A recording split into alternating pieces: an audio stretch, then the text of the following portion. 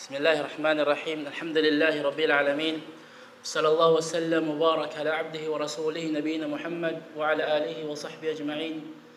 Amma ba'd. Assalamu alaikum wa rahmatullahi wa barakatuh. May isang aya, mga kapatid, sa Quran na bigyan natin ng konting linaw para makakuha tayo ng benepisyo sa aya na yon. Sa aya na nasa loob ng Suratu Qaf, aya 22, nagsabi ang Allah, "Laqad kunta fi ghaflatin min hadha, fakashafna 'anka ghita'aka, fabasaruka al-yawma hadid." Ito ay tungkol sa isang tao na hindi mananampalataya, isang kafir, na hihilahin siya ng mga anghel papunta sa impyerno.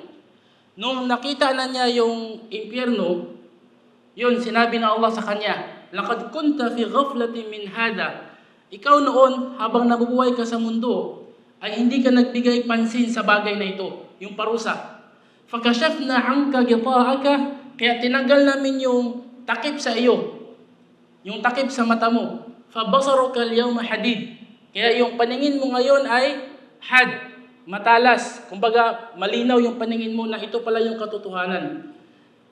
Ang sitwasyon ng isang hindi mananampalataya, mga kapatid, habang nabubuhay sa mundo, hindi niya nakikita yung katotohanan dahil natatakpan. Kapag tinanggal na Allah yung takip na yon, doon pa lang niya makita yung katotohanan. Pero huli ng lahat, kasi nandun na sa harapan ng parusa. A'udhu billahi min dhalik. Kaya habang siya ay nabubuhay pa, hindi niya alam kung ano yung mangyayari pagkatapos ng kamatayan. Kaya kung ano yung mga makamundong bagay na nasa kanyang harapan, yun lang yun nakikita niya. Yung pagbuo ng pamilya, pag-ipon ng pera, pagtrabaho, pagnegosyo, puro makamundong bagay na hindi niya binigyang pansin o binigyang halaga na mayroong araw ng paghuhukom na may parusa at may gantimpala doon.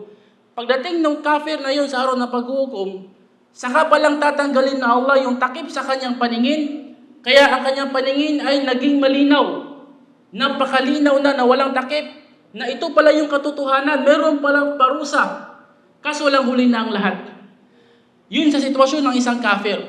Kaya nga, ang aral na makukuha natin doon, mga kapatid, bilang isang mananampalatayang Muslim na nabubuhay sa mundo, sana yung paningin ng kafir na yon, yung kanyang basar, yung kanyang paningin na malinaw sa time na nakita niya yung parusa, dapat yun yung paningin ng isang mananampalataya habang nandito pa sa mundo.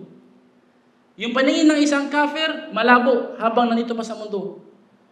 Ang paningin ng isang mu'min dapat habang nandito pa sa mundo, malinaw na. Huwag mong hayaan na doon pa lang maging malinaw ang paningin mo sa araw ng paghukom na nasa harapan mo na yung parusa.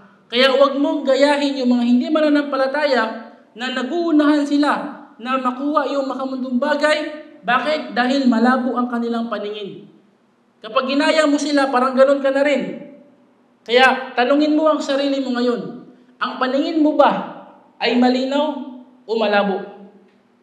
Sagutin mo sa iyong sarili, at kung sakaling hindi, kumbaga negative ang iyong sagot, meron pang pagkakataon dahil nandito pa sa mundo. Huwag mong hayaan na doon pa lang sa kabilang buhay, maging malinaw ang iyong paningin. Wa akhiru da'wana anil hamdulillahi rabbil alamin. Wassalamu alaikum warahmatullahi wabarakatuh.